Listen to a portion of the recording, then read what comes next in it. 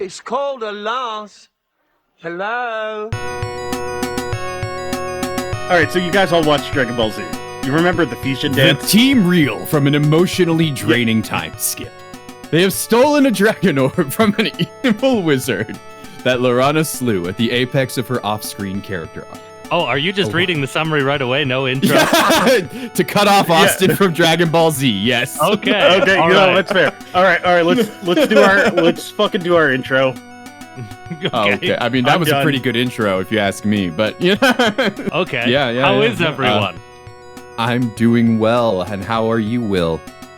I'm good. I think we're all a little tired. We're all a little frazzled. What else is new for this podcast? This feels like a little extra this week, you know?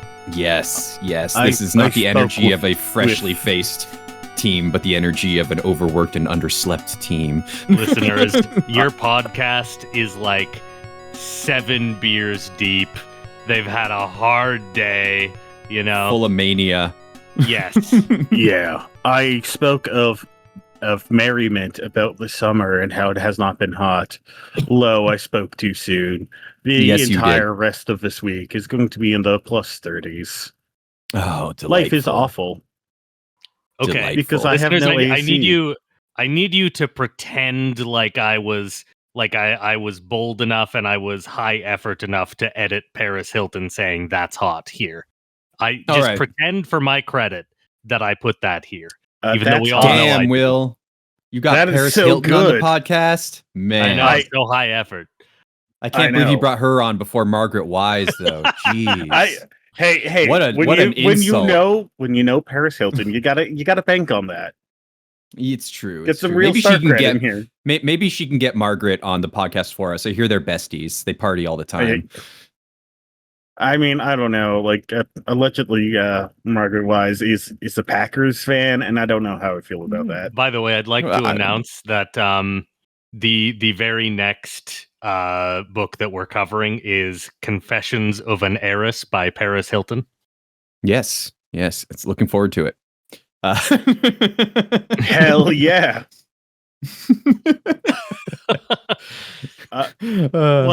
Jokes and gaffes aside, I'm doing okay. Thanks for asking, Battle Buddies. Glad to hear. Yes. What did you guys think high level on the chapters we just read? Elves all the way down. Elves. It's just lots of elves. Many knife years. A few dragons, a couple dragons, a number of dragons, an undisclosed number of dragons. At least between 1 and 100. Yep. Yeah, I'd give it more like 1 and a handful, but okay. I'm one of those fantasy fans who's always just a complete sucker for elves. I love those fucking things. So anytime we get like a big region where there's a bunch of elves, you get a happy William. I was happy as a teenager. I'm happy as an adult. I just like elves, man. I think they're neat. Nothing wrong with that. People like you, Will, are the reason why my D&D homeworld has elves, because I wasn't going to put them in there, but my roommate at the time was like, your world needs elves. People like elves. I like elves. I want to play an elf. And I'm like, damn it. So now my world has elves. Yeah. I got space elves. As a Pathfinder 2e player, fucking elves have some of the best feats in there, so they're real good. All right. Oh, min-maxing in here. Okay. Yeah, dude, that's the way to be in Pathfinder 2e. I mean, that's awful. True. It's terrible. I do unironically love needing to get out my Excel spreadsheets to make a character build. I hate it. It's why I lean more towards the D100 systems, and I'm only playing like some games like Pathfinder 2e because I have a bunch of buddies that play it. So I like hanging out with them. That's fair. That's a fair reason to play any game. I only have one game that I will not play, even if friends ask, because it makes me a terrible human being. It conjures up the worst version of myself. Is it 5e? No, it's Monopoly. Oh, it's Monopoly. Okay. No. That's because morally, I assume I know what you're doing. You're playing Monopoly to win and to ruin everyone from ever playing Monopoly again. No, I don't play Monopoly to win. I role play Monopoly, and Oh, so no. I become literally a robber. I become the version of myself if I were a robber baron, a gleeful robber baron who cackles with the loss of every. Did you of know? every friend. Yeah. Oh yeah.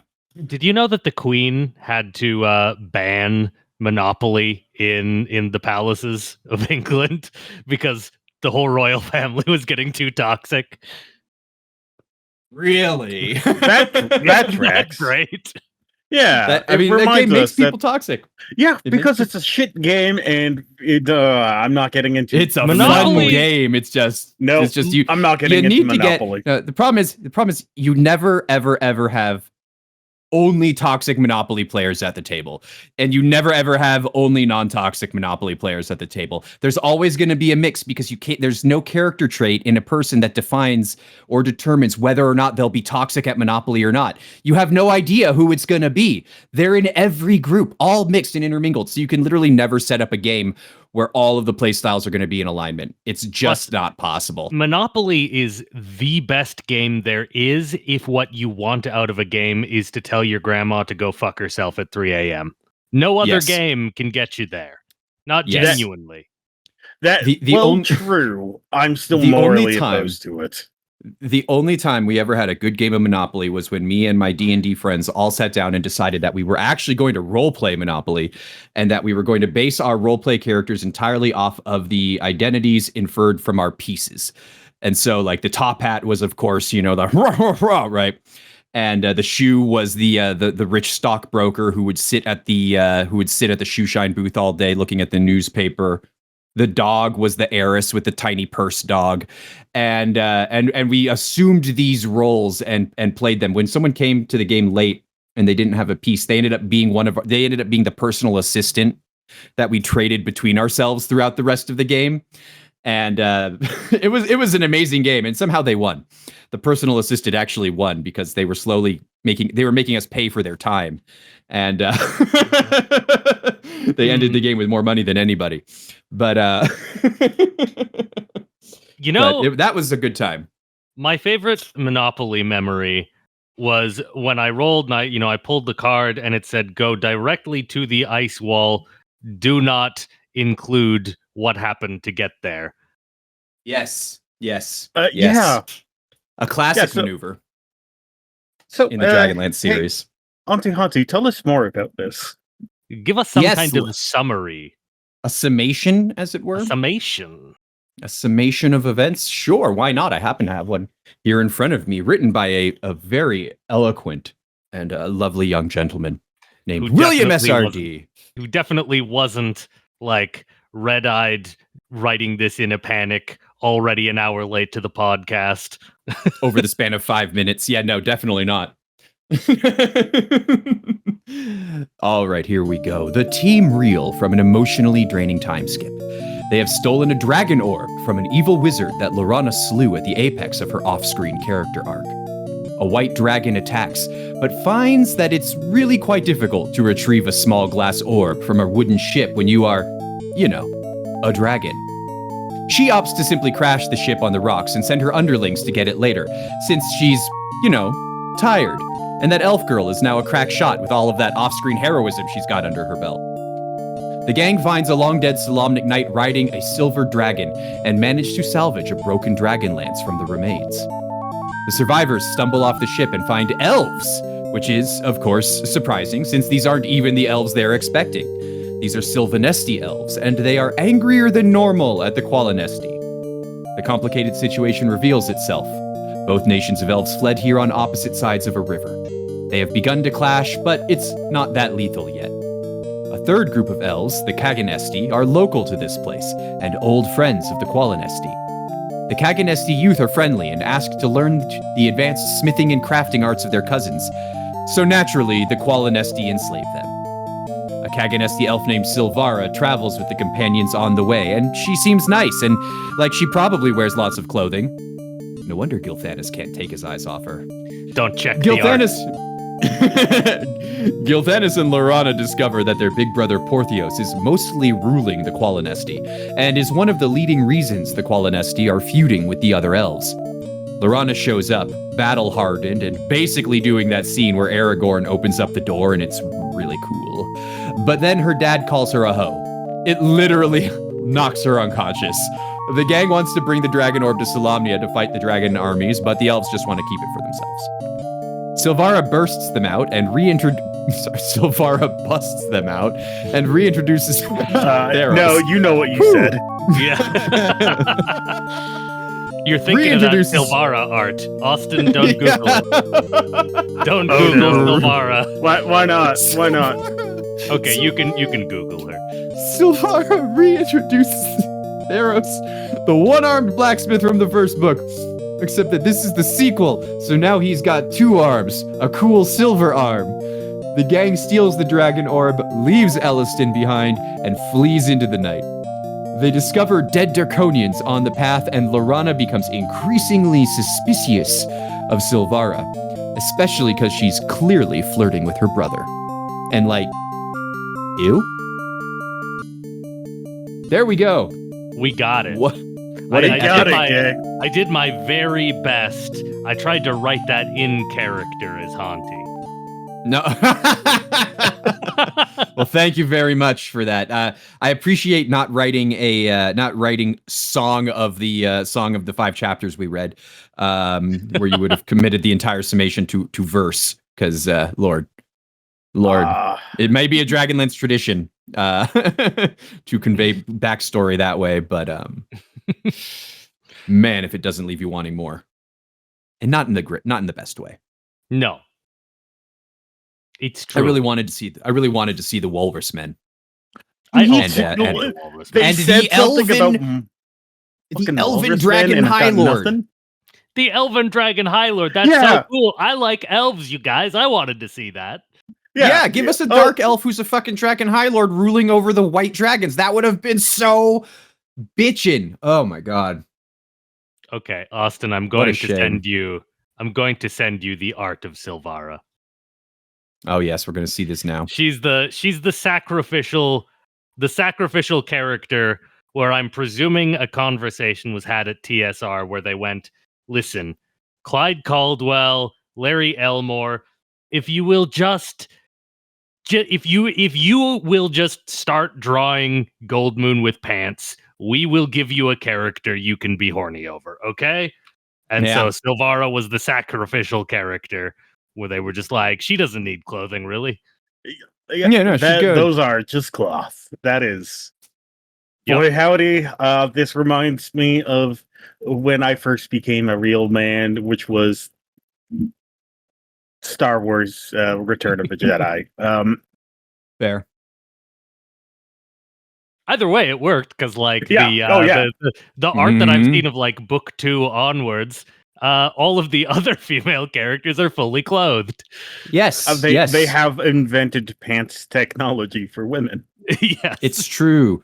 But you know, it's funny because Silvara herself, I think, is described in the text once again as wearing pants.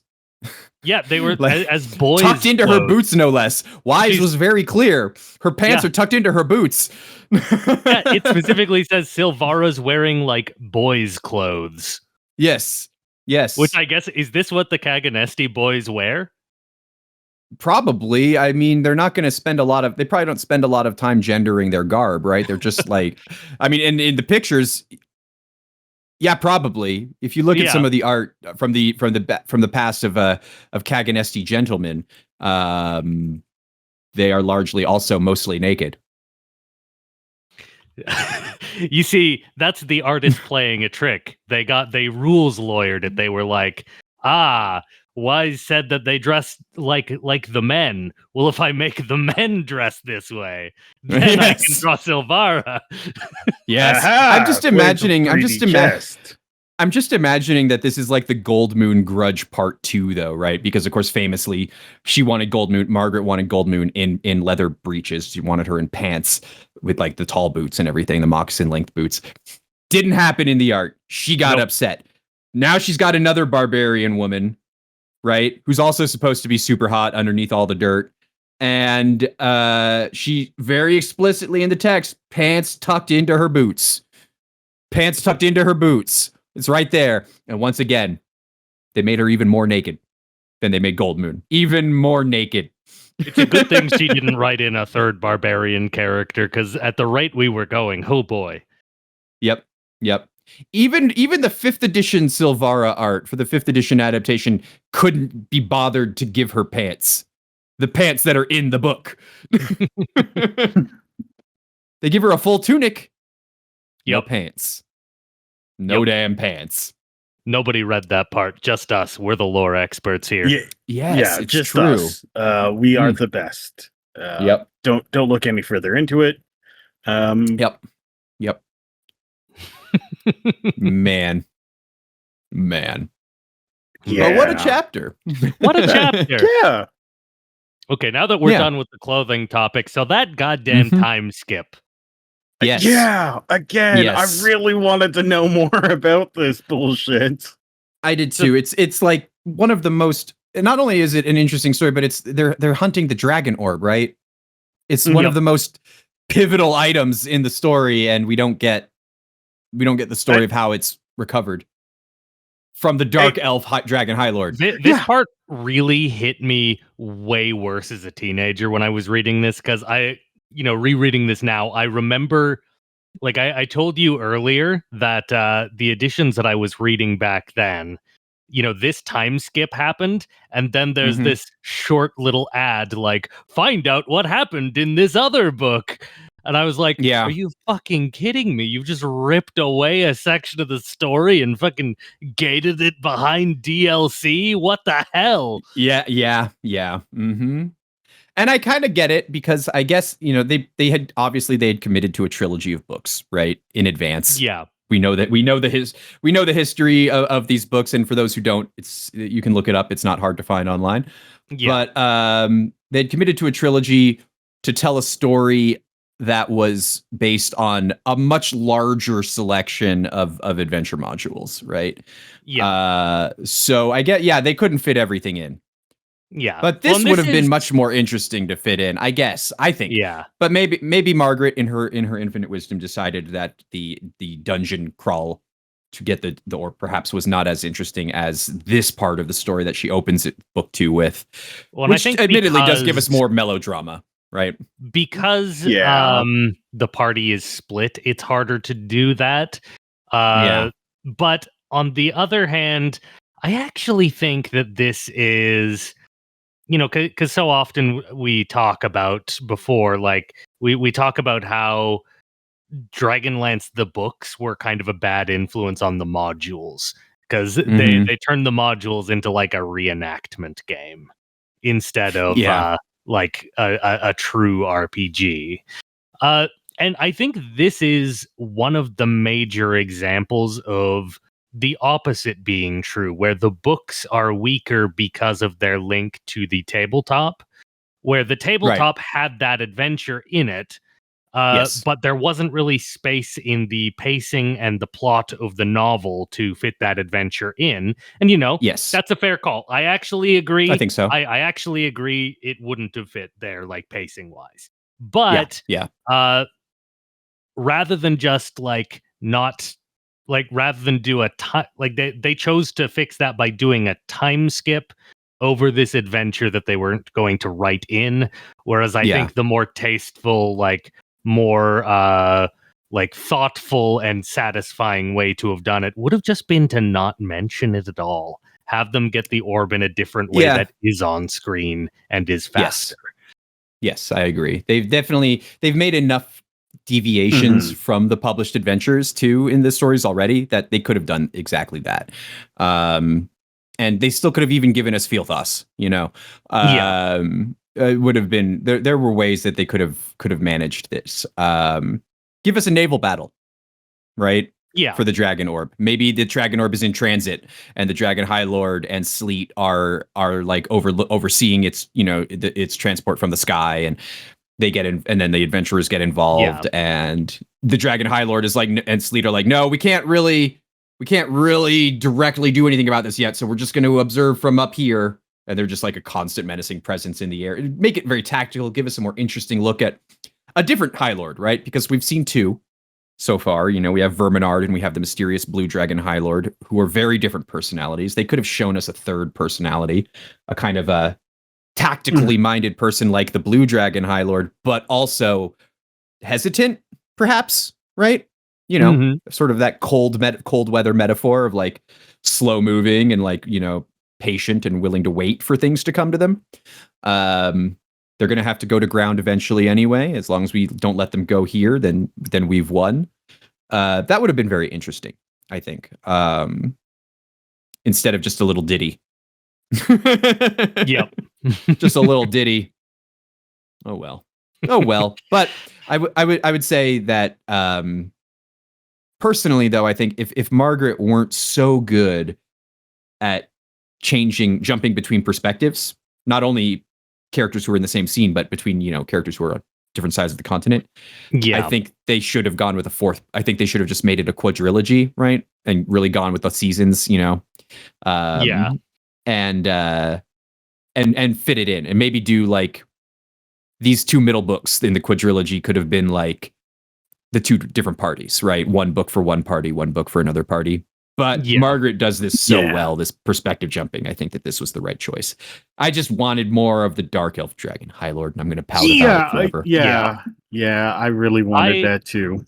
I don't know. I remember as a teenager, I have very vivid memories of putting down the book for like a week in disappointment. And I was like, well, I have to find this other in-between book now. Nothing makes sense anymore. And eventually I was just like, screw it. And I picked it back up and it was fine. But like, it was pretty discouraging on first read.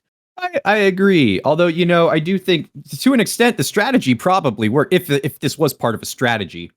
Because, you know, a lot of the short stories and things, the anthologies, were also sort of originated as, if I recall correctly, it's been a minute, but as like space fillers, right?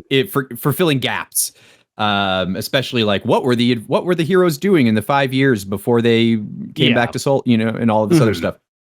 Those books sold because people wanted to know. It's true. You know, maybe if everything had been in the Chronicles to begin with, maybe Dragonlance wouldn't have been the vast, sprawling literary empire that it became. Because they were, of course, also written at a time when one of these books was literally $5. You go walk into a bookstore with a $5 bill and some pocket change, and, you know, walk out with a really, really great story. Well, those were the days. I have my paperback of Dragonlance, Dragon's Winter Night, and it was $7 USD or $9 Canadian. Yeah. So I mean, they've doubled in price, but you know, man, those I had every book because I could go to the B Dalton at the mall on the weekends and just buy a book, and so I had them all. And eventually, I sold them all secondhand. So they ended up in some lucky person's library, perhaps yours, Austin. No, I actually got incredibly lucky with not even my friendly local bookstore, but a different city's friendly local bookstore, which reminds me, I have to send a message to somebody. You do. But yes, oh well. But so what do we think of the stuff that we did get in the chapter then? I mean, I think that the first chapter of book 2, I will admit, is not particularly like, I don't want to say the words interesting and engaging are the words that come to mind for me, but they're not the correct words, because I actually think that chapter 1 has some very interesting and engaging moments in it in terms of like the melodrama of the characters, right? I think but it's hamstrung by the like whiplash of the time skip, and it takes it away from it, and I noticed that like I was stumbling over some of the prose in this chapter, and it wasn't because the prose was any different. It was because I felt like the flow had been broken so much with this time skip that like it took a bit to get my like eyes back on track with the paragraphs again, almost. Yeah. There's not a lot of adventure in the chapter, and you're kind of the time skip is kind of like, oh, it's like we come to a screeching halt, right? Yeah. And then it's all just kind of chill. There's a little bit of mystery with, I guess, the dragon and the rider in the ice, and that's very interesting. And we get some sad boy moments from Sturm, but like, it's a big tone shift. Yeah. And we notice, well, one of the things that I think is pretty evident already in this chapter, and even more evident in the next chapters, is that Lorana is different now. Yes. She had a whole ass character arc off screen, Yeah, and she's just a different person now. Yes. Yeah, she's on the precipice of becoming, I think, within these next few chapters, the person that she will be forever after, right? Yeah. Like, Yeah. No, at least for me, she took the protagonist class finally. Yes. Mhm. Yes. Yeah. But she becomes it's not in this first chapter, but over the course of these chapters. Oh yeah, I guess she's on the precipice of she's on the precipice of becoming Tannis in many ways, right? Which is pretty cool. Sturm is also very different in this chapter. Yeah. Yes, I'm starting to to come back around to Sturm. Yes, we get Sad Boy Sturm finally. He's a bit hostile to the other knight now. Yeah, but that's because Derek is a dick. Derek is a Derek dick. He's the worst. Sucks.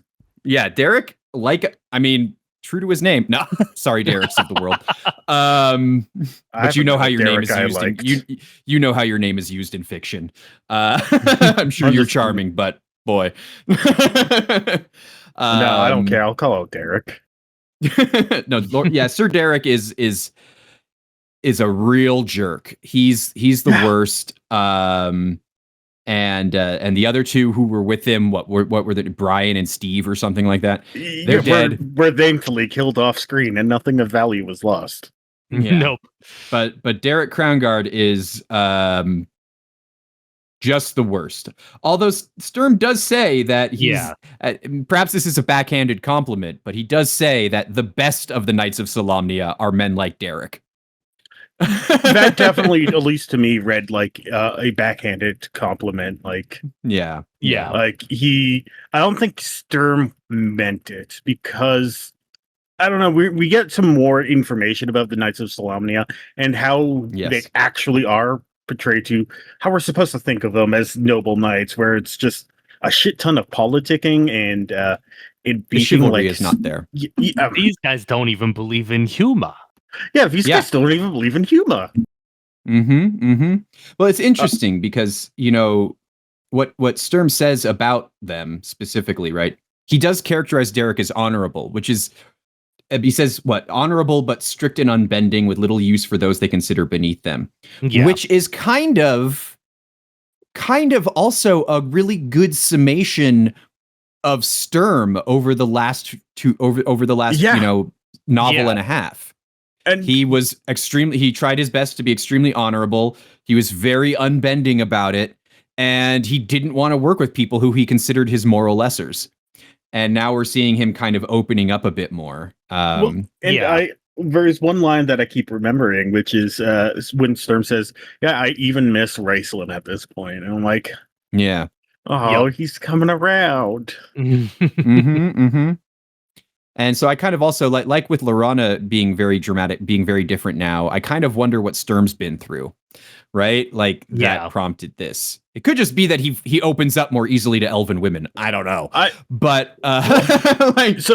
He was raised by a single mother. So he might just open up to women. They seem like they're proper bros now, those two. Well, yeah. And as somebody, I have not read any of the other short stories, as you probably know.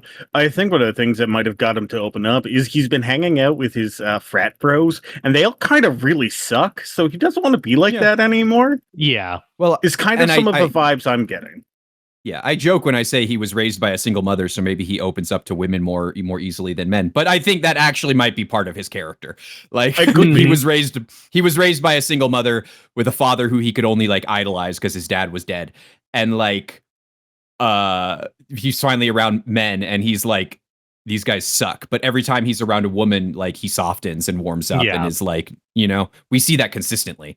And we also reading between the lines, he was taught how to be a knight by his mother, who notably was not a knight.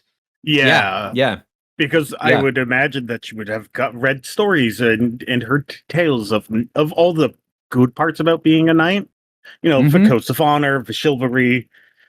And when Yeah. that meets reality is when the issues start bubbling up. Well, and that's Yeah. what's And interesting about him venerating Huma, whereas the actual knights do not, is because, Yes. like, to them, Huma is just this, like, character that those peasants have hooked on to, whereas we knights, we know better.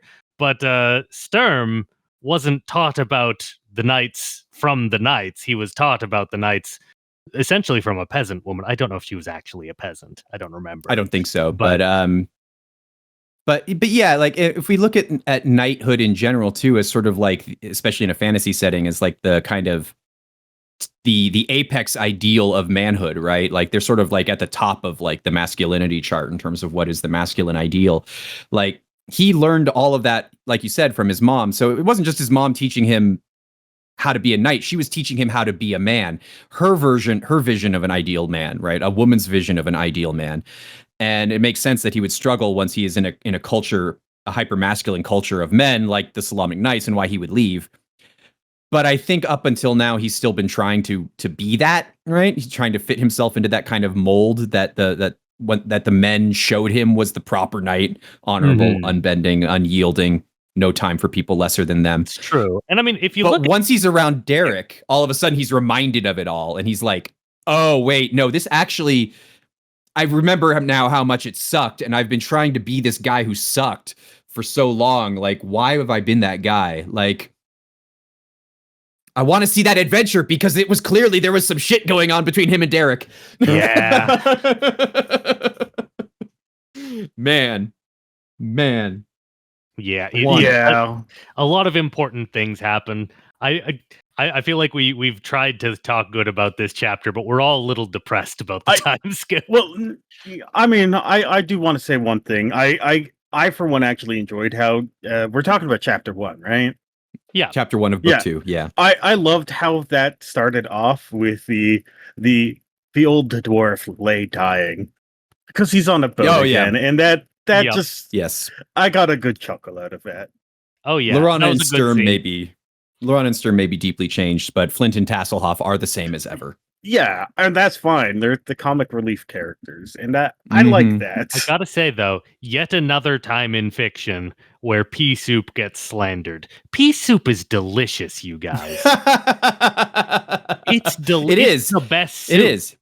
It just doesn't look great without a lot of garnishing. Well, no. You gotta garnish it well. Tastes good. Are you saying that? No, that is not the best soup. But this is not the podcast to discuss the best soups. It's one of the best soups. It's one of my favorite. I agree. Soups. Okay, see, there's a difference between one of my favorite soups and the best soup. Because them's fighting words. All right. Well, we don't have time for a debate, but Austin, tell me the best soup.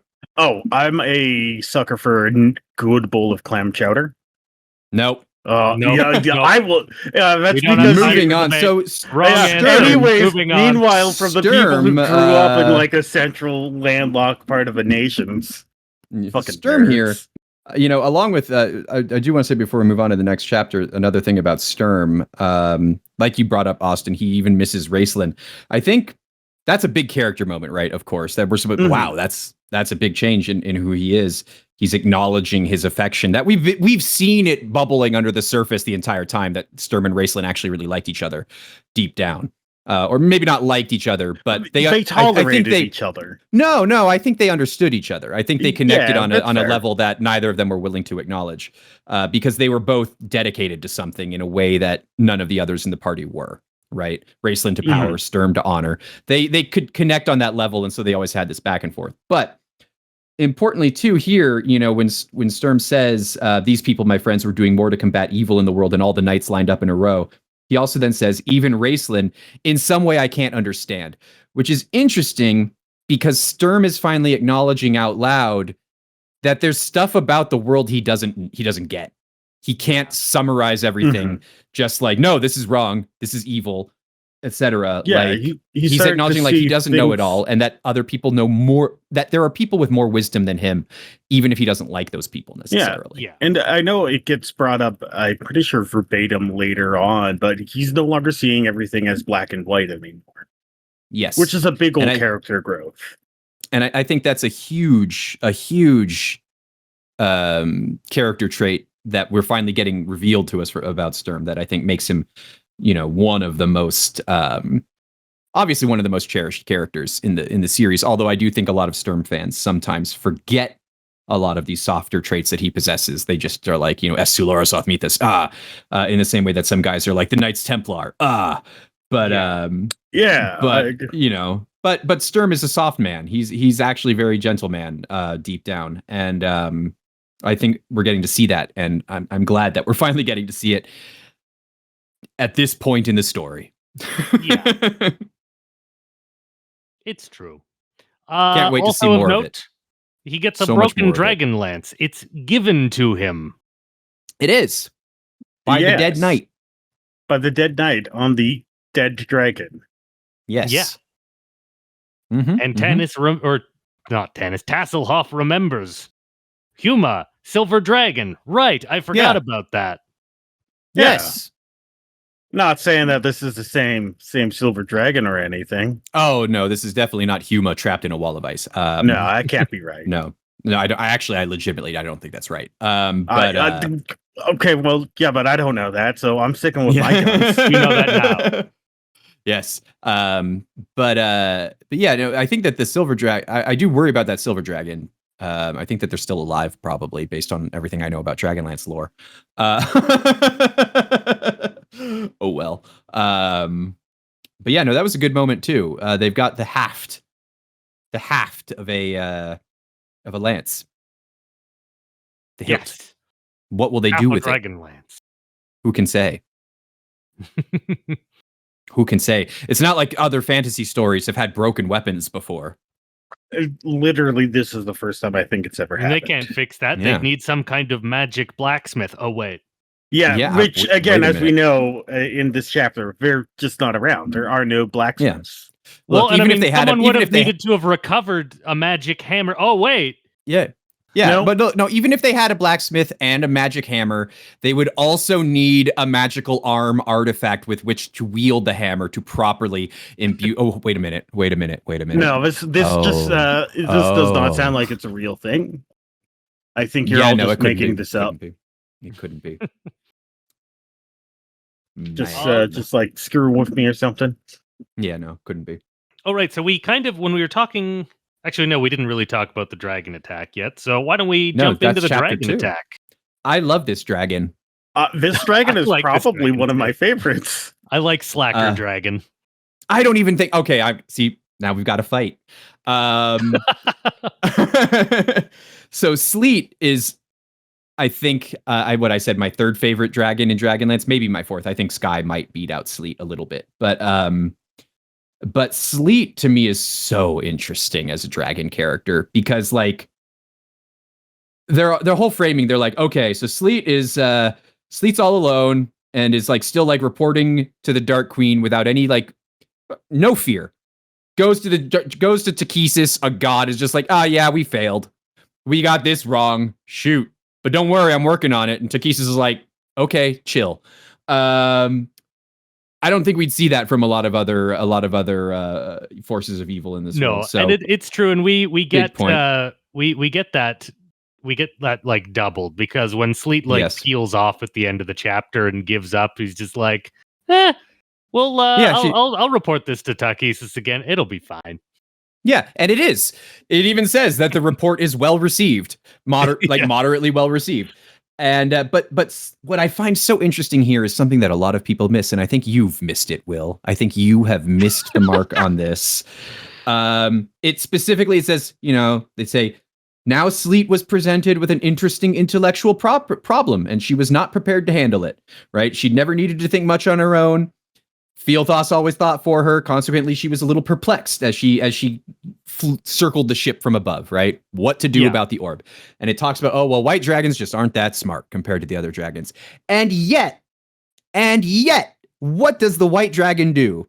She spends most of the time patiently thinking through the problem, right?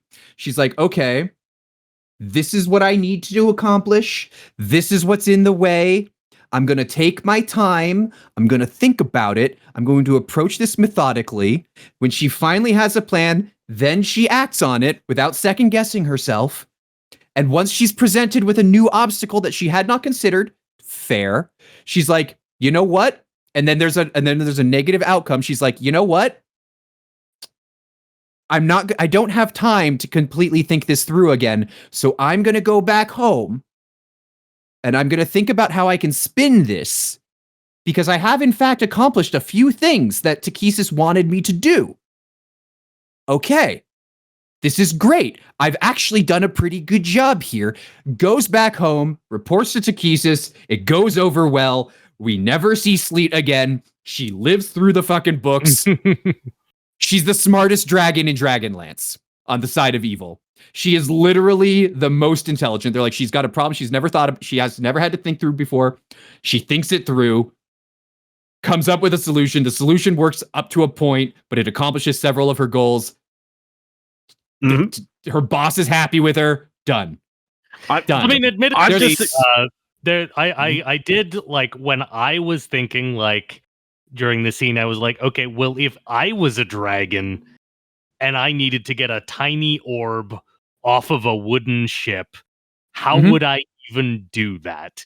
And I couldn't really think of any good solution.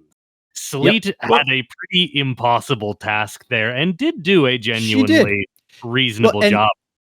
And when she's shot with a single arrow through the wing, right, in the dark of night, she's like, man, I can't see that well right now. Yep. They got elves down there who can. I took this one arrow. The only option I have, she thought it through it all. Like, the only option she has available to her at that point is to encase the ship with, it's just go all out with her breath weapon, which will go all the way back to the problem of encasing the orb in ice and making it irretrievable. And like all of this, so she's like, you know what? I don't have an option here. I'm going to leave. No. Yep. Perfect. Again, she reconsidered the options. Like I really think that Margaret intends a serious degree of irony here. Where they're supposed to be like, white dragons aren't smart, but look how smart she actually is. Like, okay, cool. Thank you, Margaret. Thank you for this. Wisdom is not the same stat as intelligence. Fair. That is fair. But yeah, I know. I'm Team Sleet, 100%.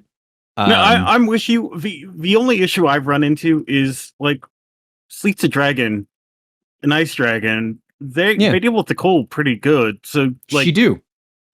You could just wait until the boat gets closer to shore, sink the boat, hold your breath underwater, and then. Well, we don't know how deep that water is. There's not really a continental shelf. You wait until you get closer to shore. Yeah, fair, but I don't think that there's even a continental shelf on a lot of these, like as far as we know. That's fair. It's kind of like Arctic, where a lot of that shoreline is ice going out into the water. I also think it's nighttime. She's just like, look, I gotta get this done, and it's done. I'm not that's just what I would have done if I was dragon. And see, you wouldn't have been as smart about it as Sleet because she's a genius. She's a genius. Did you guys notice that? What a genius. The prose talks about white dragons in a very different way from the other dragons, where it specifically talks about them as like, oh, they're bred to be this. We made them like this. I did notice that. They were, I believe they said specifically they were inbred to be like this. Yeah. It's like they don't say that. It doesn't say inbred. Other dragons. No, I'm pretty sure it does. Oh, no, it does. Perhaps because of the inbreeding. Yeah. Well, it raises some interesting questions because we know from the lore of the creation of Dragonlance, or I know anyway, that the chromatic dragons are created originally. So there was a white dragon. There is an original white dragon. I suspect that the way we reconcile this with the lore about the sort of the way that God's created everything is that the dragons of different colors can interbreed, right? But but I think that a lot of them have these sort of indelible traits. I'm wondering if she's just trying to squeeze lore, and if Margaret's just trying to squeeze tabletop lore in there, and that maybe that's why my sense of the character contrasts so significantly with the idea of like, white dragons are dumb, yo. I'm like, she's so smart. Because the red dragons are arrogant, right? They've got that seemingly bred into them. The blue dragons have their vanity kind of bred into them. The white dragons got this interesting issue. but they are original. They are original dragons as well.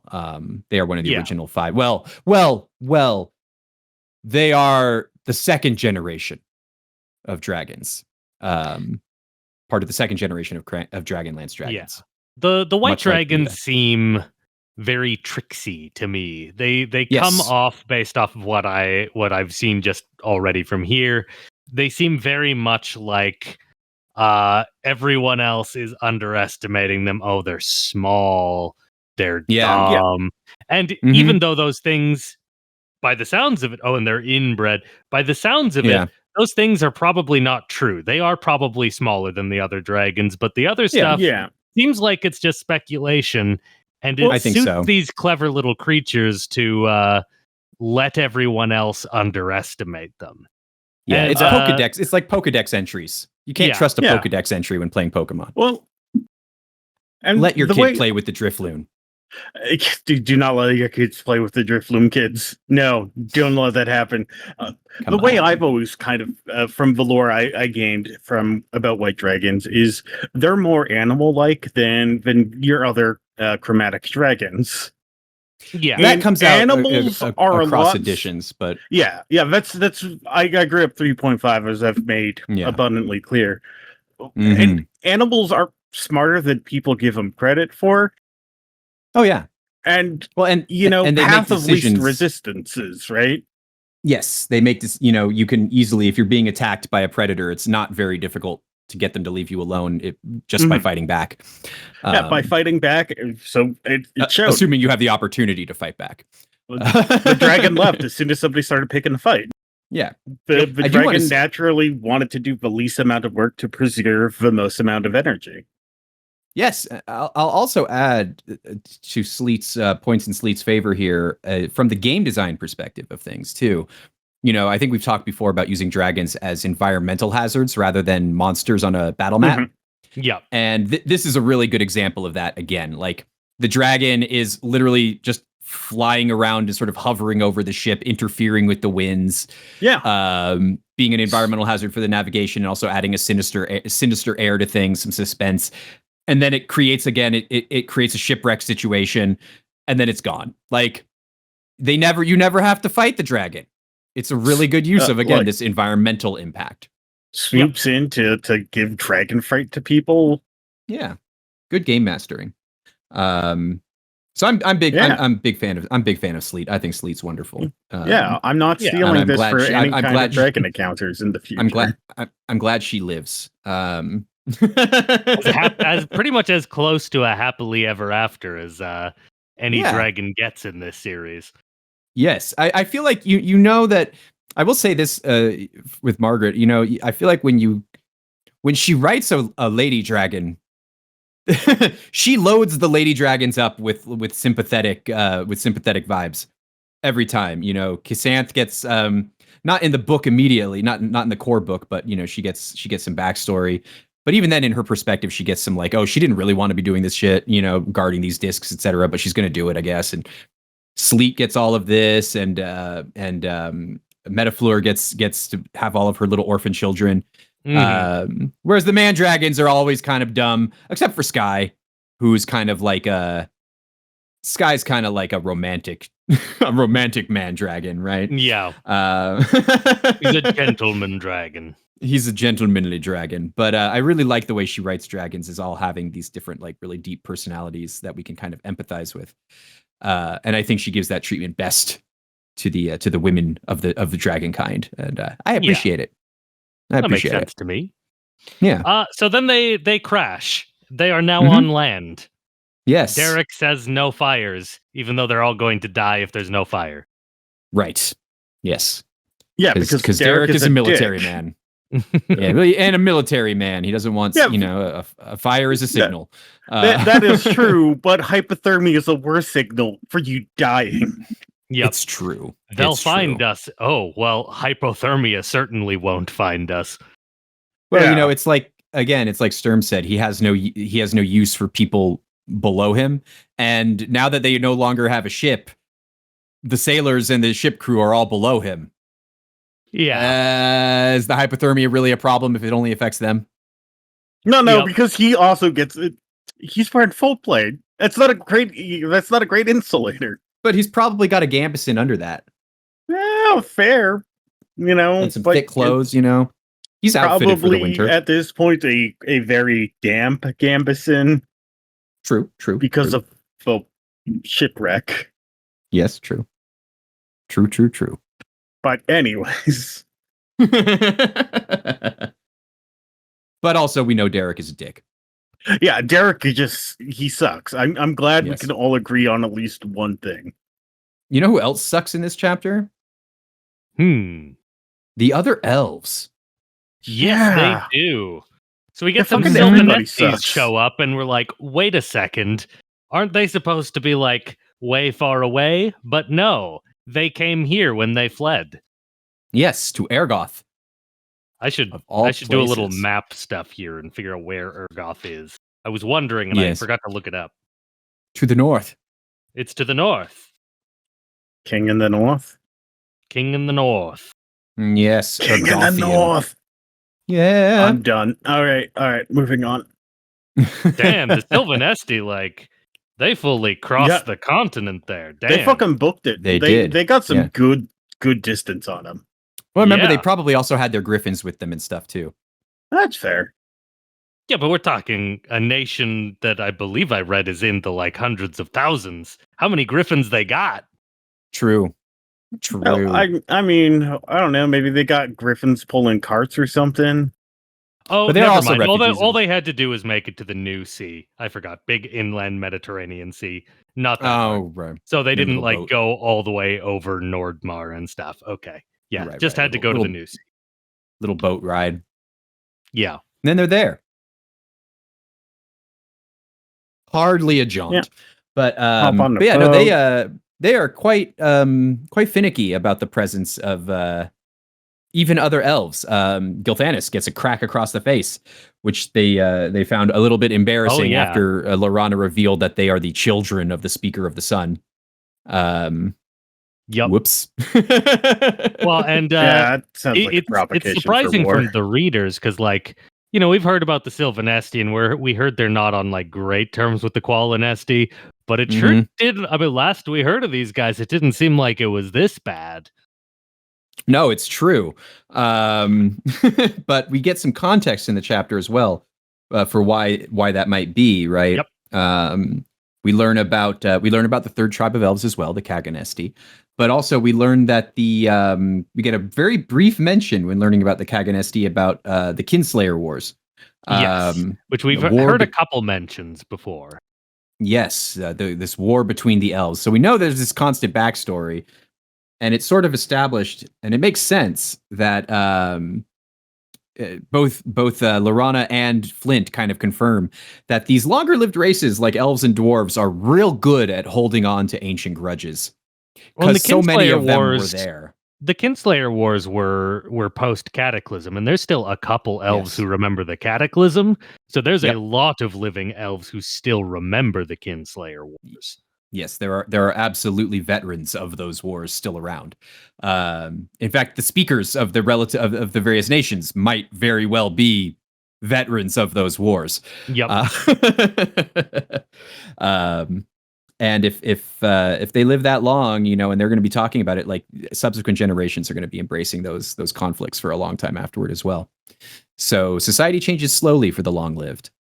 It sure does. And that is a problem that is now coming to a head as they both come from opposite sides of the river. That is absolutely not a metaphor for anything at all. No, I don't see any kind of metaphor here. No. Definitely not. Yeah, it's definitely not a river bisecting two people who have been sort of in a cultural conflict forever, and then a third who use it as a vehicle for disposing of their dead. Definitely not a metaphor. No, I don't see where you're coming from. No. Couldn't be. They'd be too artful. Yeah, no. Symbolism in my fantasy books, I would never. Absolutely not. Speaking of the Kaganesti, though, once the sort of the arrangement is overdone, we do see that the Sylvan Estes still don't trust Paladine. They don't want Elliston to heal, and they obstinately get in the way of that. But they bring in their own healer, Silvara, You mean protagonisty Sylvart? woman. Sylvart. Ugh. What a horrible name. Like you What get the a feeling like horrible all of their names are so like flowy and like vowel soundy, right? That like for them to even use a name like Sylvart, like it's an insult, right? If an elf is yeah. giving you a name that ends in a hard consonant sound abruptly, they don't like you. They don't like you at all. But Sylvara, who gives her name to Lorana and is like, I want you to call me this. And Lorana's like, bet. They meet and Sylvara does a little bit of healing. She smears some mud on Gilthanis's face and it seems to be working. Something that she probably learned from the Druids, which is very interesting for me as a Dragonlance lorehead, since the Druids of Dragonlance are essentially priests themselves doing divine healing. It's not like later editions where the Druids get their magic directly from nature. They still get their magic from the gods of nature, much like wizards get theirs from the gods of magic. Yeah. Magic does not exist in Dragonlance for the most part without the intervention of divine beings. People may not know that about the Druids, but the Druids certainly know. So it's still divine healing, which is like, okay, cool, elves. Cool elves. They don't like Paladin for some reason, I guess. Man. Yeah. Well, they like Paladin, but they don't no like dirty humans. dirty human's gonna show up saying Paladin is back. You don't have to you don't have to defend them just because you share their hate for Elliston, okay? You don't have to go there. Yeah, but hear me out. He wants to. Yeah, it's fair. And I mean, Elliston does spend a bit of time. Elliston does spend a bit of time checking out Sylvara as well. He does. He does seem dirty old man, that priest. He does seem to spend a lot of time looking at barbarian women.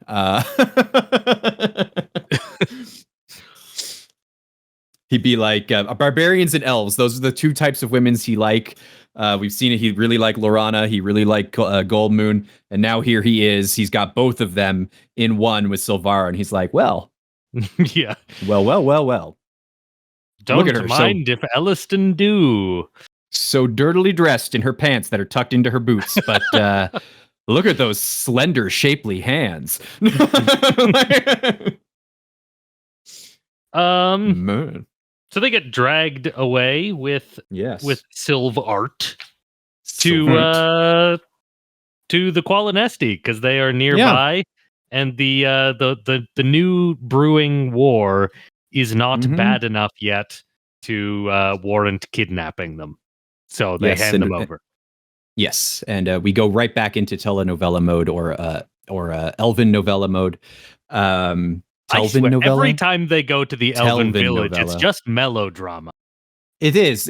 I mean, that's all they have to sustain themselves. It's why they live so long. It tracks. Yeah.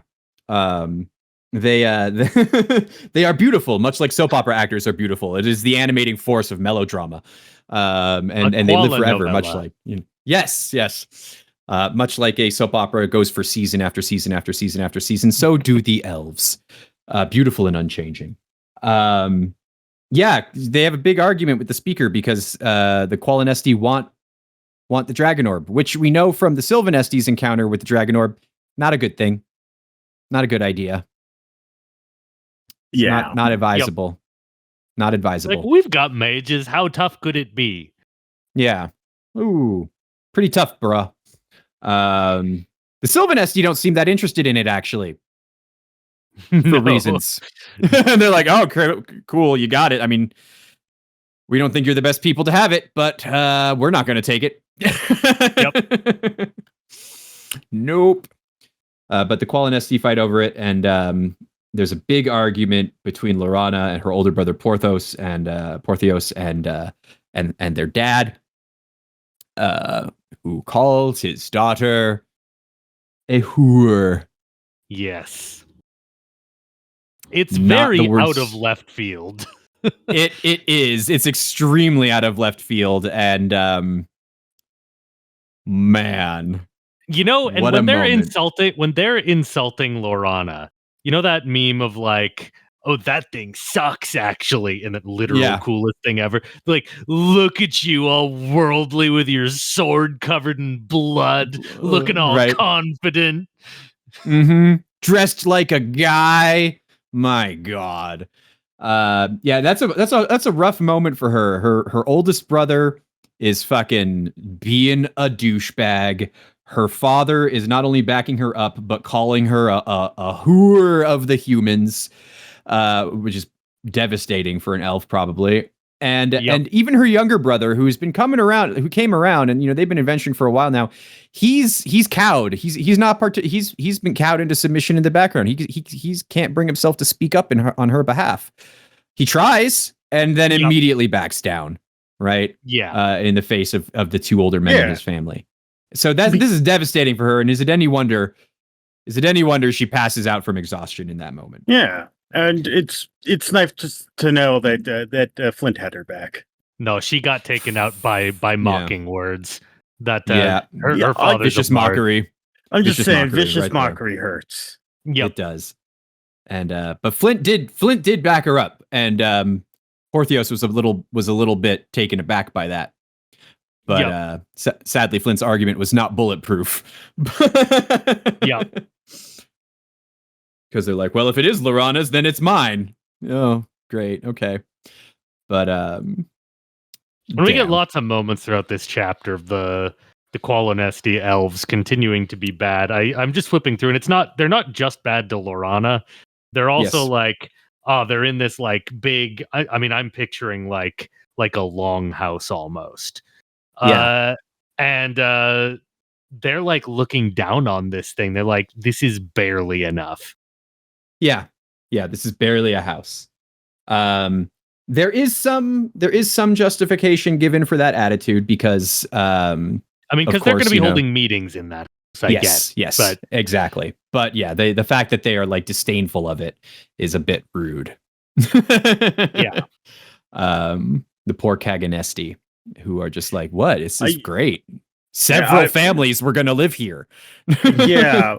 Several. I mean, it takes a lot to start snubbing somebody after they build you a free house. Yeah. Yep. Well, again, they built it for several families and then gave it to one guy. Yeah. My point still stands. That's gracious as fuck. Yeah. But again, we know that the Qualinesti kind of view the Kaganesti almost as slaves. Or actually, not even almost. Lorana calls them slaves. It is safe to call them slaves. It's probably one of those things like, we're not going to be here forever. We'll teach you skills. You're a slave till we leave. That's probably the deal, if I had to guess. It's not a good deal. Oh, it's not a good deal at all. They are hosting you. Teach them some trades as thanks, you assholes. Yeah. Yes, exactly. No, that's because these guys are dicks. Mm-hmm. Yep. Mega dicks. Yeah, I don't like them very much at all. Yeah, no. It sucks. It's a raw deal. Especially for the Kaganesti. And I'm not biased because the Kaganesti are my favorite of the Dragonlance elves. They're my favorite too, and I've only read about them for a few chapters because they don't suck. Yes. Yeah, it's hard to dislike them because they're like, I mean, so far, okay, admittedly, we've only met one. We haven't met the rest. Right. But thus far they've made a good impression. They haven't been complete assholes like the other elves. Like, it's not even a high bar. Just don't be a jerk and we'll probably get along great. Yeah. No, exactly. That said, even when elves are assholes, I just like reading about elves, man. Yeah, I mean, we all have our problems. Good old elves. I mean, the elven melodrama is very interesting part of Dragonlance, not gonna lie. I think that they really lean into it in a way that other Dragonlance settings often didn't. Like, you get different like elven subgroups and nations and things, but like, really, what do several of the other settings really only offer? Like, what? All of the other elves versus the drow. Whereas here it's like, no, every elven society, even the ones that are relatively similar to each other, they are not getting along. All of their cultural conflict comes from the fact that other types of elves exist. Like, this is a problem for all of them. And I think that's so much more interesting than just, oh, we have some sun elves over here and some moon elves if you want to be blue. Like, you know, this is cool. This is cool. So in chapter 3, we get Lorana kind of reflecting on the interaction she had. Yes. And we definitely see that her character arc, we're getting to see like the full like shape of it now, this person she has become, where like she now fully gets, oh, this is why Tanis was so uncomfortable when he was around the elves. I get it now. And like we can see her like think through in a much more mature way what happened, why it happened, why her people are like this, and why it's wrong. Sorry. Yes, 100%. She has a really good talk with Elliston about that, actually. But she seems to be taking this relationship with Silvara pretty well, which is why her eventual turn is kind of funny to me. But it's because it's because Silvara likes her brother, and ew. That's so growth. But in this chapter, she's still pretty chill with Silvara. She's still pretty chill because she hasn't really recognized the crush yet. Oh, sorry, my brain just turned to mush. That's okay. Yes, she does have the conversation with Elliston, and but she also has a conversation with. Let's linger on Silvara for a minute longer. Silvara actually kind of proactively. I think this distrust begins, maybe not just with the crush on Gil Thanis and vice versa, but also because Silvara proactively offers to join them, and specifically because they have the Dragon Orb, one of these incredibly precious things that anybody would be keen to possess. Silvara says a couple interesting things. She's like, I know you have it. She's like, how do you know? And she's like, the Sylvanesti were talking about it. Little suspicious. Austin, but also, do you trust Silvara? Because I sure don't. Do you? No, not really. Like, she's a little sus. I'm not gonna lie.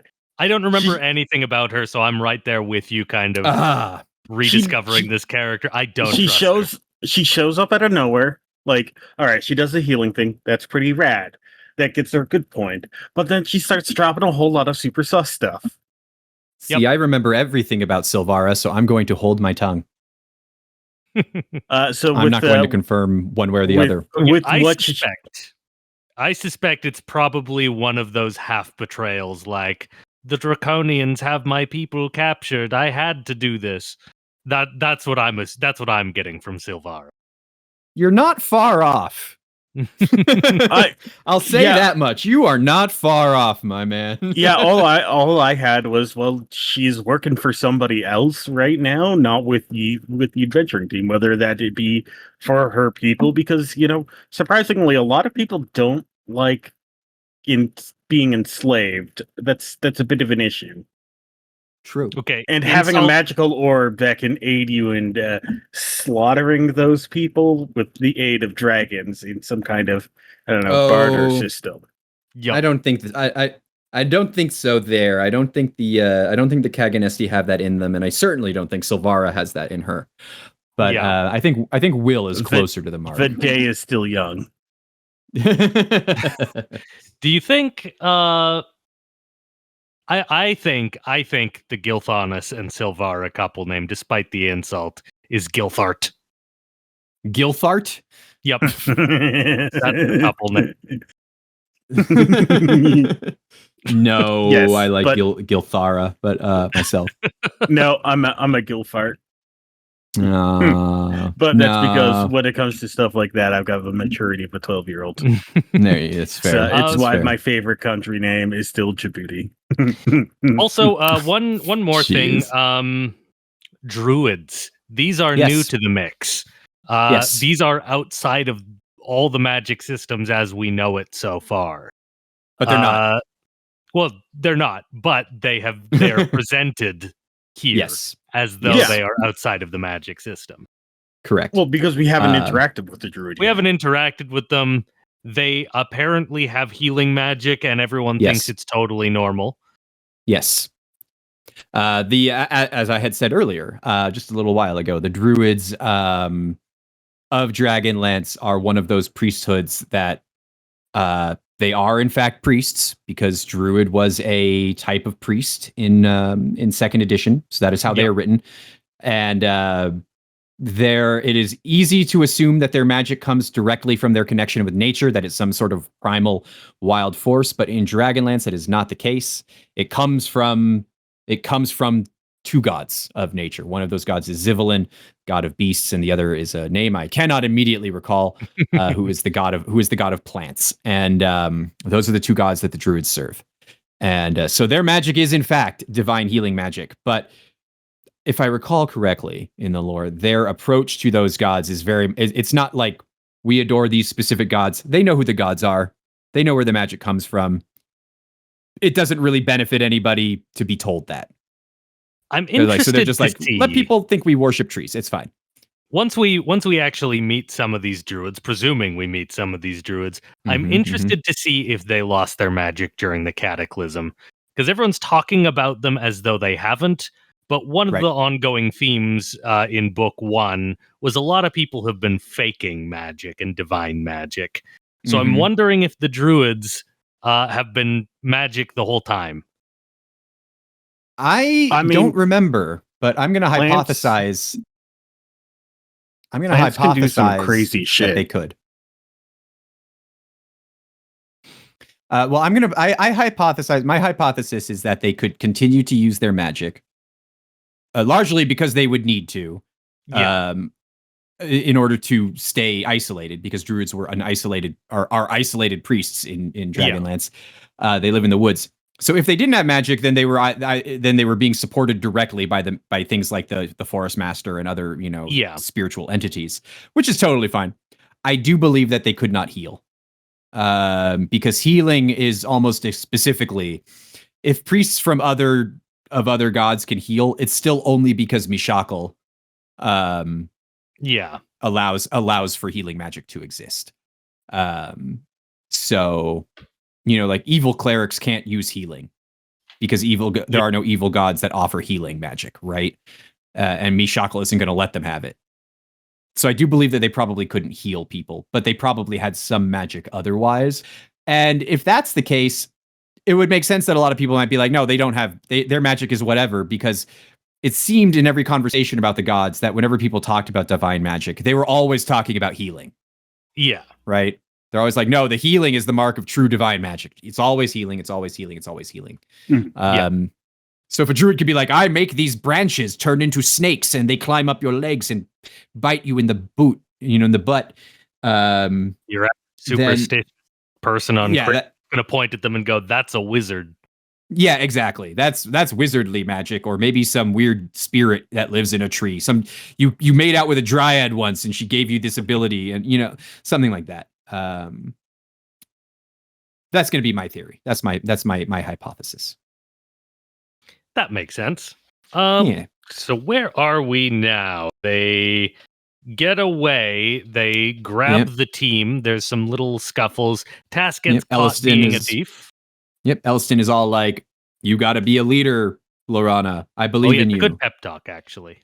It is a very good pep talk. And part of it is, part of what makes it a good pep talk is because it's only half a pep talk, because it's like, Lorana, you're the leader. Lead. Yeah. You don't need my advice. Lead. Yep. Yeah. Do it.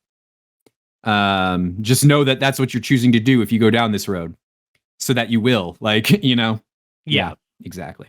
While she's recovering from her fainting spell, we also and Tass is being accused of being thefty.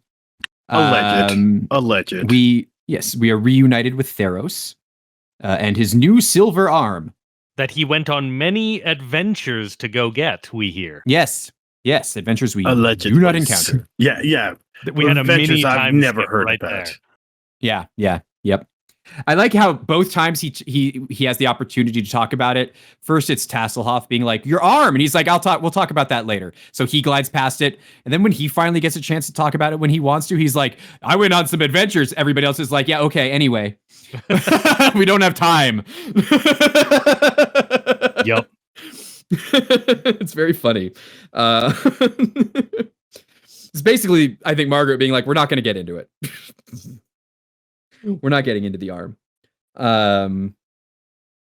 which is fair. Yeah. Who else did they grab? I think they just grab everyone except for. Oh, right. I remember why I was going down the list is because they were originally unsure if they were going to take Gilthanas, and Right. Gilthanas, when they grab him, is like, "Well, I'm not going to stop you, but you shouldn't do this. You are doing this? Okay, I guess I'm coming with you because they're going to say I helped you, and that's going to suck, so I might as well just actually help you." And also, Silvara is going with you, and that means absolutely nothing. It means absolutely nothing. For this hot-blooded young man. Who's been waiting for his own adventurous love story. He just really needed it to be an elf, and here she is. Yeah, here she is, the elf woman of his dreams. He's been a bit of a vestigial character, and to be honest, with Silvara here, he feels a lot more active and present and relevant and integrated than he did without her.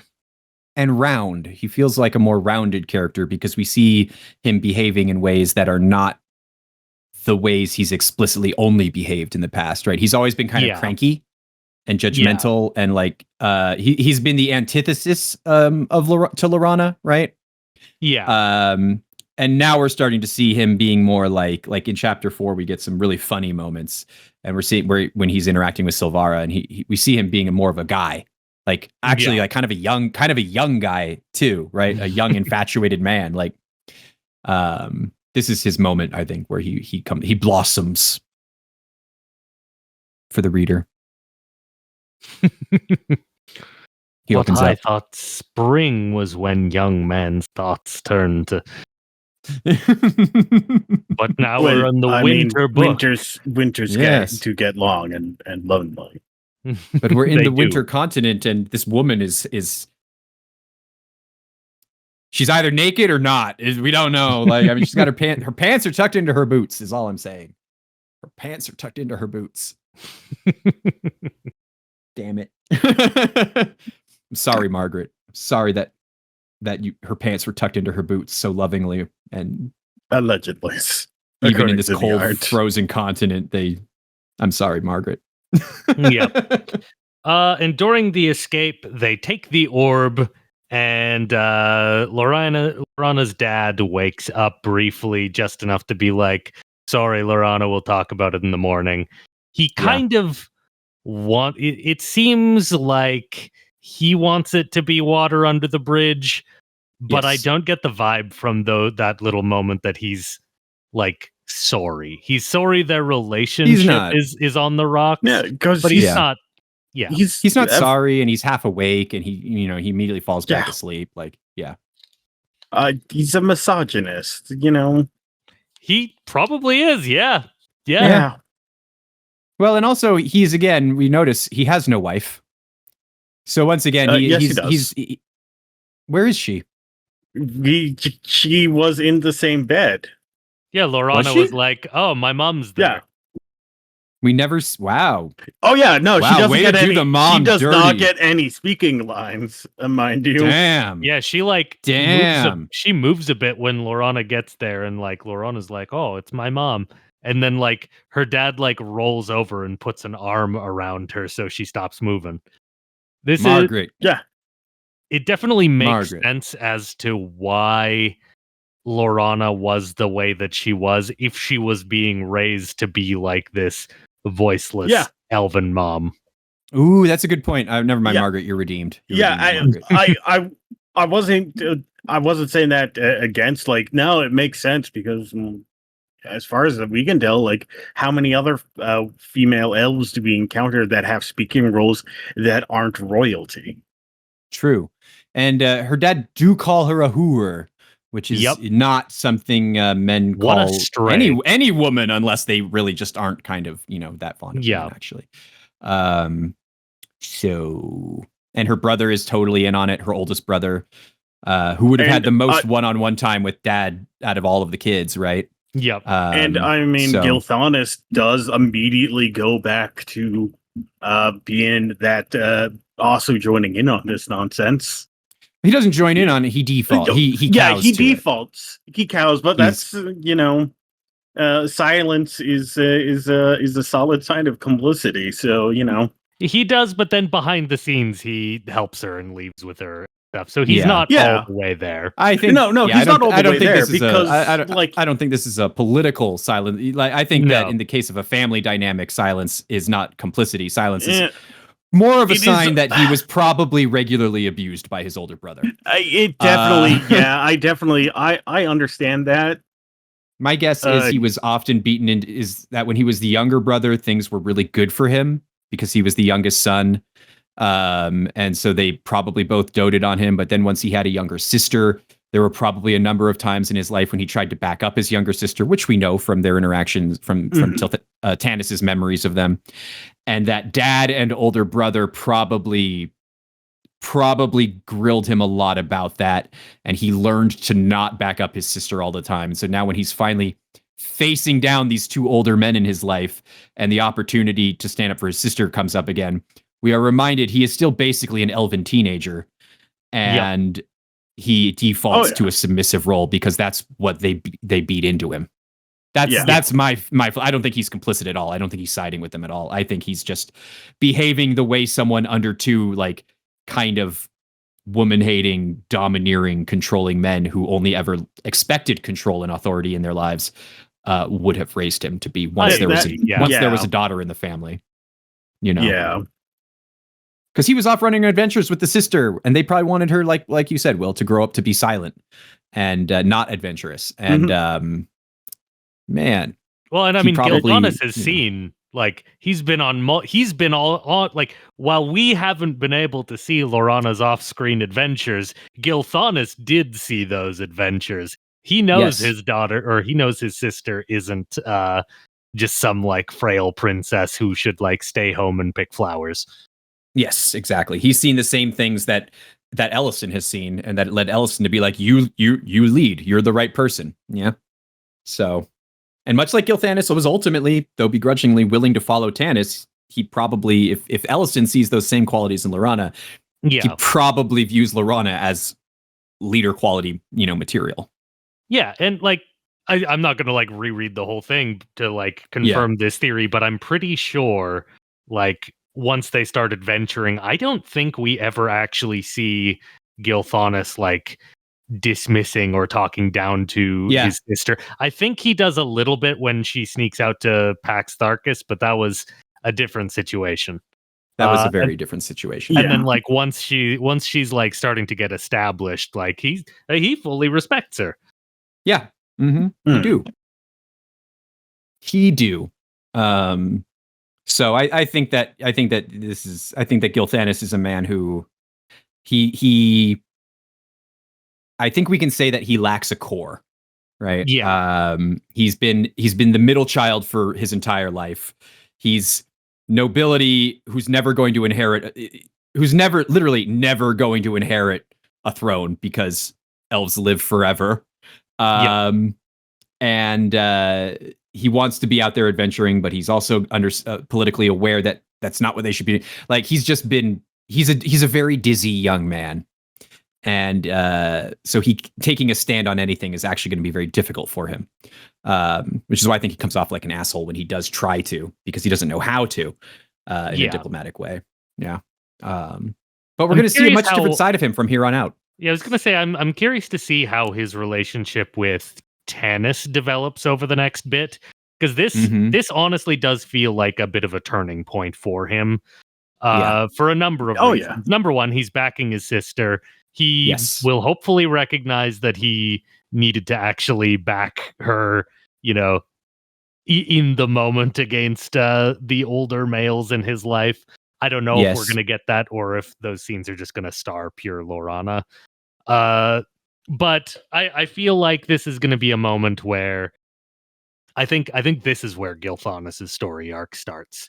He's Yes, I also agree. seeing the problem with the way he was and the way that the elves are, because Lorana wasn't the only one who saw the outside world now. Yes. The big question I think I have for his arc from here on out is which character is going to be the catalyst for those changes? Because Yeah. every character that's grown has grown as the result of arguments and clashes with at least one other person in their group. Whereas Gilthanas doesn't seem to have a lot of opportunity, like a lot of inclination to actually clash. He's kind of a jerk to some people because he's a little higher, Yeah. high I and mean, mighty and about stuff. his clash character is Tanis, and Tanis ain't Yeah. in this group. Yeah. So who's it going to be? Who's it going to be? I wonder. I wonder. Speaking of his crush on Silvara, yeah, speaking of that. So we get to chapter 4 where that comes a little more of a thing. Yes, doesn't it? but before we do, I do just want to. Sure. I think it's nice that the chapter 3 ends right. Silvara's carrying the dragon orb; she's joining them. Lorana's not 100% on board with it, but Silvara has it, and I just want us to think about something. I like to tuck these little foreshadows in here. She had said that her people when Lorana was like, "How do you know about the dragon orb?" she said that Sylvanesti were talking about it, and then she sort of backtracks and is like, "My people know about it, right?" Yeah. And then here she also says, like, as she's carrying it, and the orb kind of is stirring to life. She's like, "What am I to do? Like, this came to me. Why? I don't understand. What am I to do?" I think that's a very interesting take. Oh yeah. One, it's there to show us like maybe she's not going to betray them for the dragon orb. I think that's clear. She doesn't want it. Yeah. She's upset that she has it. But she's also confused about why it's in her hands. I just want us to keep that in mind. She's also, in addition to having her pants tucked into her boots, she's also able to hide the dragon orb within her cloak, Larry Elmore. Her very just large a little cloak. note to you. Yes, little note for Larry Elmore. Yeah. Yeah. It is also, just because we forgot to bring this up, it is also worth noting that she did know about the dragon orb changing size. Yes, she knew in advance about that. Yeah, which was a surprise to everybody involved. Yep. Yes, but for her, I mean, again, she does say her people know all about the dragon orb. Just going to hang that there for a while. Chapter 4. Chapter 4. River of the Dead. Legend of the Silver Dragon. We're going on a boat again. Another boat. And Flint is upset about it, but Flint immediately says, "No, thank you. I'm out." No, he doesn't, Austin. In a crucial example of character development for the old cranky man, he says, "I don't think much of boats, but they beat swimming." I think you are forgetting the fact that he had to be hoisted into the boat by somebody else. He did, but he's almost there. He's almost there is still not actually there. He still has to be hoisted on because he's got a phobia of the boats. I think that's understood. He's not opposed to their. He's like, I know I got to do it. Whereas before he was like, I'm not going to do it. There's no way I'm going to do it. But now he's like, I know I have to. I just don't want to, but I know I have to. That's growth. That's a huge amount of growth. That's a big deal for the little old man. After a lot of thought thinking, I think I'm ancestrally, I'm a dwarf in heart. I think we've all known that. Yeah, because I have a beard. Are you just finding out? Things are clicking. Things are finally clicking. Maybe the comments have been saying this for a while. This is one of those any man who dares to shave his beard. Like, you are very pro beard. I cannot shave my beard. I could not get a second date. Grew beard. Got married. The only thing that changed, I grew beard. And my entire personality changed. But I'm blaming I'm putting it all on the beard. This is one of those moments where your friend comes out to you, and everyone's just like, "Wait, you didn't know? Yes. Really? You didn't know you're a dwarf?" Austin. There were signs. And nobody thought, "Hey, Austin, do you know that you're a dwarf?" The biggest so sign has been obvious, just growing from your face. Well, yeah, because I wanted to be a wizard. Well, turns out you were a dwarf. Oh, now I'll never be able to be what I've always wanted to be. The two beard genders. Yes. Dwarf or wizard. Yeah, one or the other in second edition. Not both. Yar. Yar. But yes, chapter 4. We're going on a boat cruise. Flint has developed and grown. Lorana notices that Gilthanas is checking out Silvara, and she also notices just a few sentences later that Silvara is checking out Gilthanas. Yep. We got some mutual attraction here. Yep. And for for Lorana, that like Kill Bill siren music is playing in her head. Just glaring at Silvara. Mm-hmm. Not you can't you can't have my Onisan. He's my Onisan. And this now is a bit it got of a family resemblance because we all know how Gilthanas reacted when he found out Tanis liked Lorana. Yes, indeed. So there's a little bit of hypocrisy going on there, but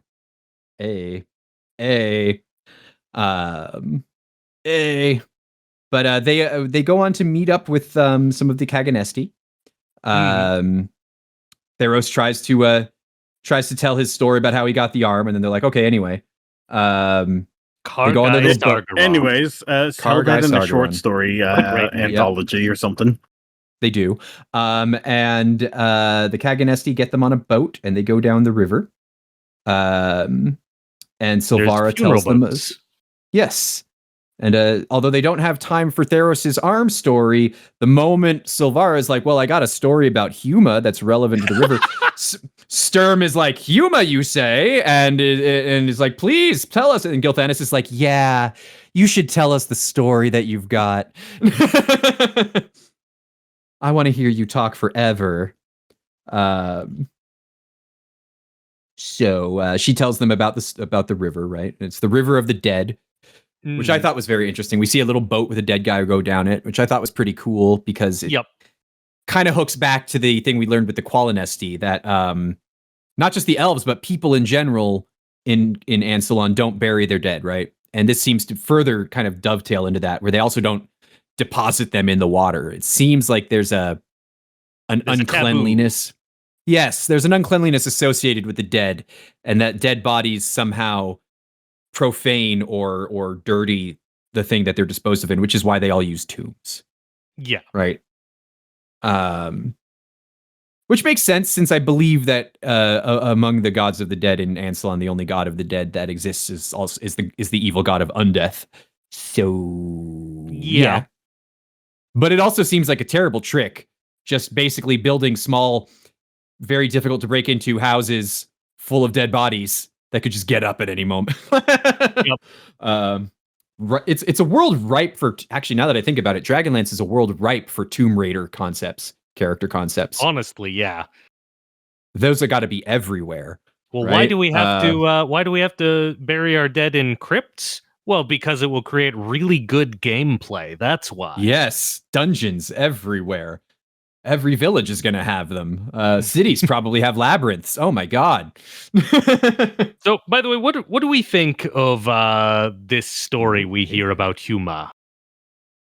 I think it was a really interesting story. I think this is the first time I've been interested in Huma as a character. Same. Yes. And it is kind of fascinating because we do have to flash back to the moment of Sturm getting a free lance from an icicle.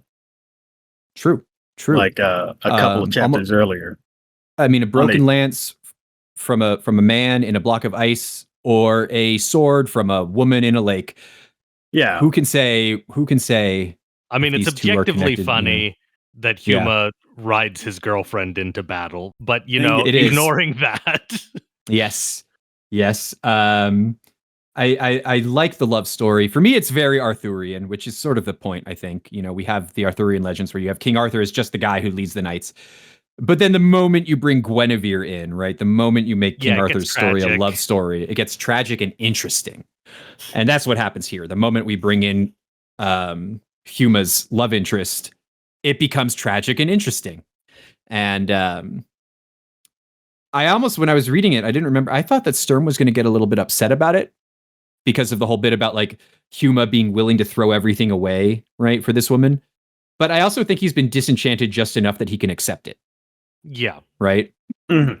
And that because he can accept it, it reinforces what he believes about Huma, because Huma in the end doesn't give up everything, and neither does the woman that he falls in love with, which kind of means that they're perfect for each other. When they're faced with the weight of duty, they both choose to like, he's like, I'll do what you do, and she's like, no, we've got to do the right thing, and he's like, okay, bet. And like that's what makes them sort of these epic heroes in the history of Dragonlance, and that's why they win the war. But it's a great story. I also think it's a very interesting story for other reasons that I will remind us of in the future. Okay. Yeah. Sounds good. That's We'll what put I'll a pin do. in that one. Put a pin in that story for a couple episodes from now. And then that takes us pretty close to the end. We get the full scene where they're actually like, okay, Lorana blatantly doesn't trust Silvara. Yes. And she decides, no, it's not just because I think it's ick that she likes my brother. I don't think I like her. Yeah, I'm gonna keep an eye on her. There's something about her. One thing actually, let's just jump back in time just a second again. One part about the story from Silvara that I do think we can really kind of get into here is the White Stag bit, right? Where once again, Silvara refers to her people. And she says, because Sturm is like, nobody knows where the White Stag led him. And Silvara's like, my people know. So, you know, the Kaganesti maybe know some shit. Mm-hmm. Maybe. Although she rarely explicitly calls them the Kaganesti. She just says, my people, my people. So I'm wondering about that. It feels suspicious to me, much like Lorana feels other things about Silvara are sus. Yeah. A little bit sussy. Oh. Am I jogging your memory at all, Will? Yeah, I figured it out. I'm not going to say anything. Yeah. I mean, the hints were we're dropping a lot of very blatantly obvious hints. Are we? Yeah. I mean, I don't think I'm going to say. Don't say it in front of the class. Don't say it out loud. Yeah. I'll say yes. We'll pass notes afterward. I got suspicions that it will pass around after we hit end on the recording. Mm-hmm. Yes. Speaking of end of the recording, do you guys want to assign readings now? Anything left to discuss? I just want to shout out some love to Theros, who perhaps it's because he's a black man, right? In a mostly white Dragonlance world, but Margaret is really using him to drive home the racism is bad, slavery is bad. Lorana, you should feel bad about automatically disliking this woman just because she's Kaganesti. The Kaganesti have been through some shit. I've seen some shit. You got to get over yourself. Yeah. Good use of the character. He's there. I like that the sort of unlike a lot of blacksmith archetypal characters, right? He's not brusque and like cranky and just like I'm mean and cranky all the time. No, he's just like spend all my time in metal. He's very warm and good, but like when he has to say some shit, he says it. Yeah, he doesn't beat around the bush. He's direct. And I think because he's also kind of like a warm uncle character for so many of these people, like automatically they all seem to just be like, oh, warm Uncle Theros.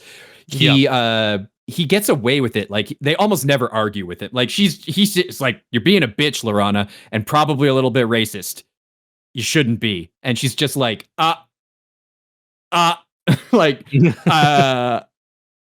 she's at a complete loss for words, right? Yeah. She's like, yeah, no, he's right. Yup. I like that. Like a metallurgist, he is taking the raw iron, that's been presented before him and beating it a few times to help refine it into something, holding it to the flames to help refine it into something more precious.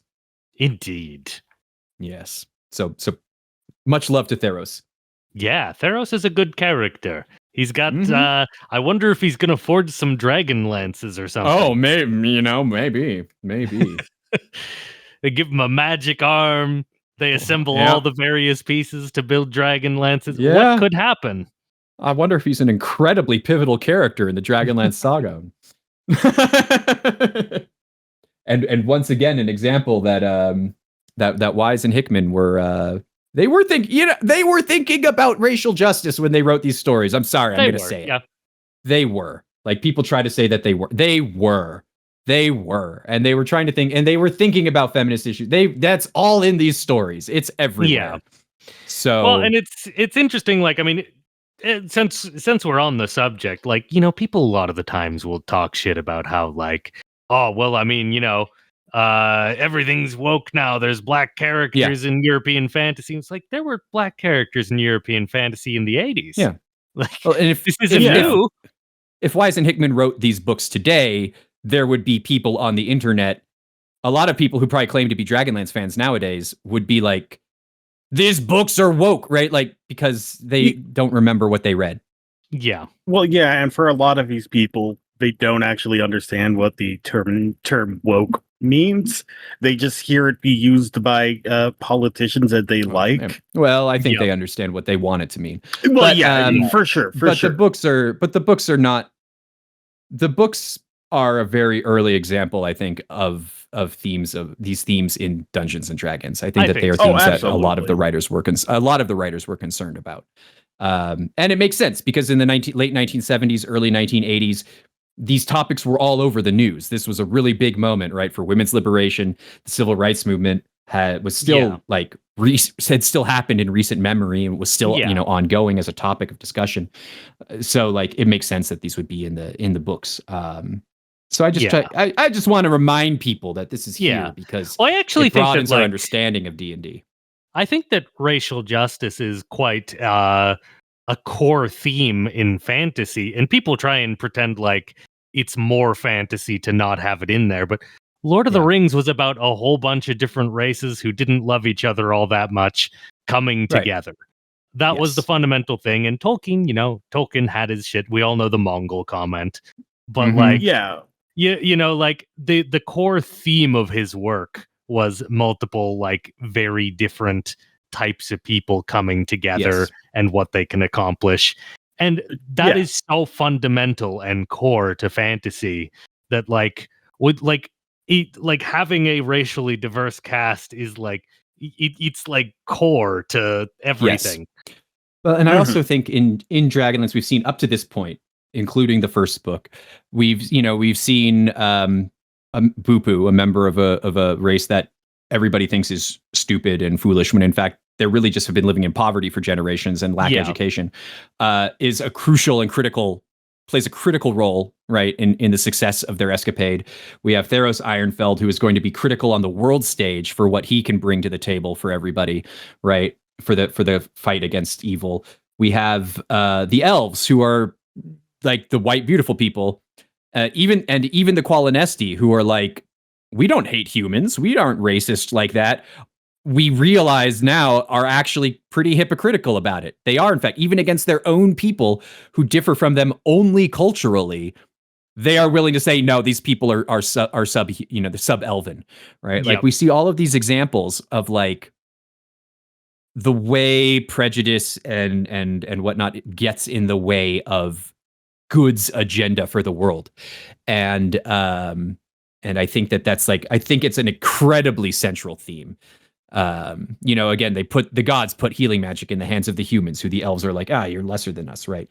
This central theme comes up over and over and over and over again. And I hope that it's something that people realize and recognize and take from the books as a important and valuable lesson, because yes, Dragonlance is a cool war story, but it is also, I think, meant to be educational and meant to make us reflect on why we do and do not like certain people, and whether or not that's productive.